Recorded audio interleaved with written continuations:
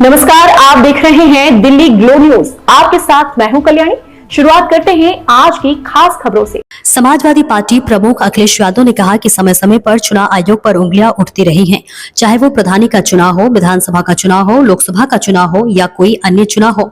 निष्पक्ष चुनाव सुनिश्चित करना और चुनाव आयोग की संस्था में लोगों का विश्वास बढ़ाना चुनाव आयोग की जिम्मेदारी है, लेकिन हम देखते हैं कि लोग चुनाव आयोग के काम करने के तरीके से असंतुष्ट है। हाल ही में इंडिया गठबंधन ने वोट चोरी पर अपनी बात उठाई और नतीजा ये हुआ कि सुप्रीम कोर्ट को भी विपक्ष की बात माननी पड़ी। अगर चुनाव आयोग के एक भी अधिकारी पर कार्रवाई हो जाए तो कहीं भी वोट चोरी, वोट डकैती या ऐसी कोई लूट नहीं होगी।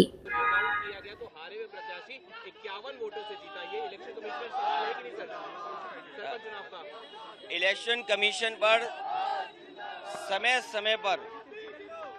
समय पर उंगलियां उठाई हैं और चाहे वो प्रधानी का चुनाव हो, विधानसभा का चुनाव हो, लोकसभा का चुनाव हो या अन्य चुनाव हो, ये इलेक्शन कमीशन की जिम्मेदारी बनती है कि निष्पक्ष चुनाव हो।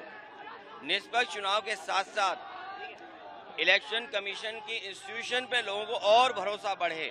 इधर जो हम लोग देखते हैं कि इलेक्शन कमीशन के जो फैसले हैं, इलेक्शन कमीशन का जो काम करने का तरीका है, उससे लोग संतुष्ट नहीं हैं, अविश्वास पैदा हुआ है। अभी हाल ही में जो वोट चोरी, वोट डकैती को लेकर के बड़े पैमाने पर देश को इंडिया गठबंधन और खासकर जो बीजेपी से अन्य दल हैं, उन्होंने कोशिश की और उसका परिणाम ये हुआ कि सुप्रीम कोर्ट को भी उन बातों को मानना पड़ा जो विपक्ष कह रहा था। इलेक्शन कमीशन पे कई बार उंगली उठी है और यूपी के चुनाव में तो न जाने कितनी बार उंगली उठी है। ये तो पहला फेज था कि जहां हम अपना वोट बचा सकते हैं, अपनी वोटर लिस्ट में शामिल कर सकते हैं, ये पहला चरण है।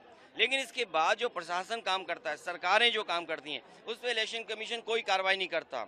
मुझे याद है कि जिस समय उंगली उठाई थी इलेक्शन कमीशन पर, तो 18,000 वोटों का जो डिलीट किया गया था, उनकी जानकारी इलेक्शन कमीशन को दी, एफिडेविट के साथ दी। लेकिन अभी तक इलेक्शन कमीशन ने एक भी अधिकारी के खिलाफ कार्रवाई नहीं की।